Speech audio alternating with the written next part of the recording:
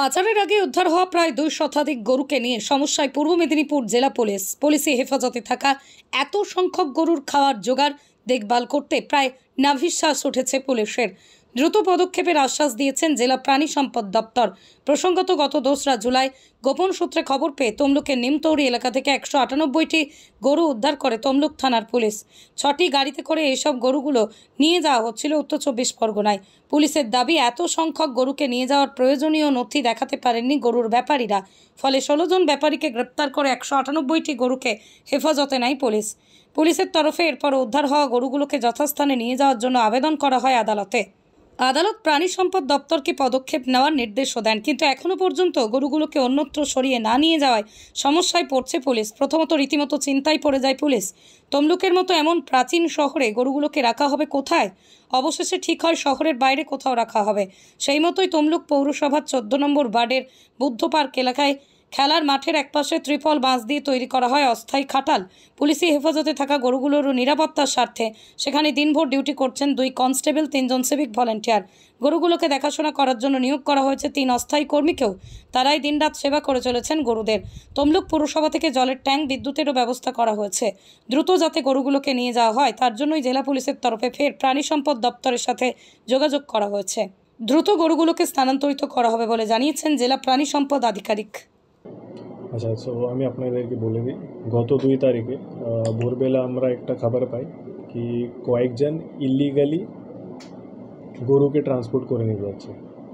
তারপরে তমলুক থানায় একটা টিম ফর্ম করার পর একটা রেড করা হলো। অ্যান্ড নিমতড়ি এরিয়ার কাছাকাছি থেকে আমরা প্রায় 198 মতন গরু আর 6টা ভেহিকেল আমরা সিজ করলাম। তার সঙ্গে 16 জন অ্যারেস্ট হয়েছিল। তারপরে আমরা মানে যে আইন অনুযায়ী যে পদ্ধতি নিয়ে আমরা কোর্টে সিজার লিস্ট প্রডিউস করলাম। এখন কোর্ট সেফ কাস্টাডি নিতে গভর্নমেন্ট ডিপার্টমেন্টকে অর্ডার করেছে। মিনওয়াইল গভর্নমেন্ট ডিপার্টমেন্ট এবং পুলিশ মিলিয়ে অ্যালং উইথ সাম লোকালাইটস নিয়ে আমরা ওদেরকে সেফ কাস্টাডিতে রেখেছি অ্যাজ অফ নাও।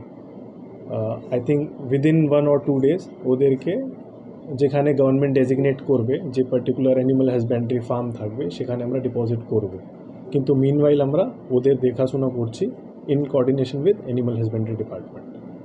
আচ্ছা, ইতিমধ্যেই তো কোর্ট অর্ডার দিয়েছে যে প্রাণী সম্পদ দপ্তরকে এই গরুগুলো নিয়ে যাওয়ার কথা বলেছে, কিন্তু তারা তো এখনো নিয়ে যায়নি। ফলে একটা তো চাপ আপনাদের উপরে যে তাদেরকে খাওয়ানো, তাদেরকে রক্ষণাবেক্ষণ করা, এইটা তো একটা আপনাদের উপরে একটা পড়েছে।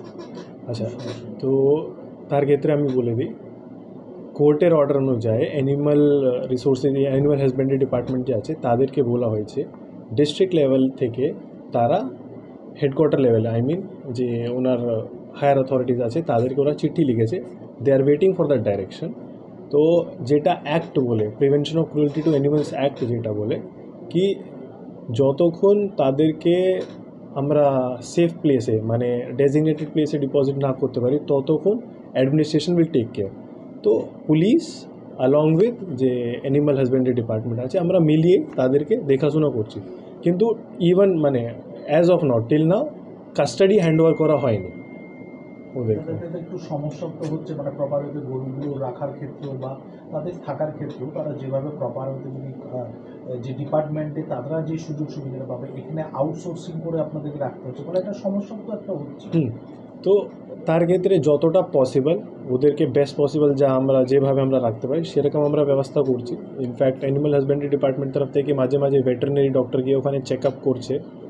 হ্যাঁ, মানে আমরা সেরকম লেভেল অফ ফ্যাসিলিটি দিতে পারবো না যেটা একটা অ্যানিমাল হাজব্যান্ডারি ফার্মে পাওয়া যাবে, দ্যাট ইজ নট পসিবল। কিন্তু যতটা পসিবল আমরা চেষ্টা করে ওদের দেখাশোনা করছি। জেলাতে নেই, সেই জন্যে আমি বিষয়টা নিয়ে আমার যে ওপরওয়ালা ঊর্ধ্বতন কর্তৃপক্ষ চিঠি দিয়েছি এবং এটা আন্ডার প্রসেস। বারবার আমি যোগাযোগ করছি, ওনারা বলছেন আন্ডার প্রসেস আছে, যে কোনো মুহূর্তে অর্ডারটা চলে আসলেই আমরা ব্যাপারটাকে টেক ওভার করব। সেক্ষেত্রে মানে গরুগুলোর কি অসুবিধা হবে খাওয়া দাওয়া বা থাকার যে সমস্যাটা? দেখুন, আমরা বিষয়টা দেখছি, আমরা প্রতিদিন আমরা সকাল বিকাল রাত আমরা টিম যাচ্ছে আমাদের গরুগুলোকে যাতে সুস্থ রাখা যায়, সেদিকে আমাদের নজর আছে।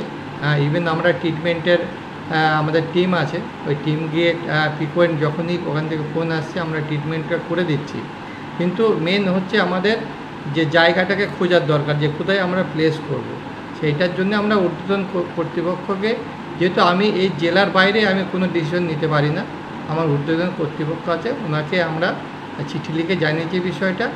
ওখান থেকে ওপর থেকে অর্ডার আসলেই আমরা এটা টেক ওভার করবো এবং যেখানে পাঠাতে বলবে আমরা সেই জায়গায় প্লেস করব। মানে অর্ডার না আসা পর্যন্ত এখন তমলুকেই থাকছে, অর্ডার না আসা পর্যন্ত এটা আমরা অ্যাকশনটা নিতে পারছি না। কিন্তু কোর্ট যেহেতু বলেছে আপনারা কাগজটা ঊর্ধ্বতন কর্তৃপক্ষকে পাঠিয়েছে। একদম। আপনার নাম না যদি আমার নাম ডক্টর উত্তম কুমার বিশ্বাস, উপ অধিকর্তা পূর্ব মেদিনীপুর।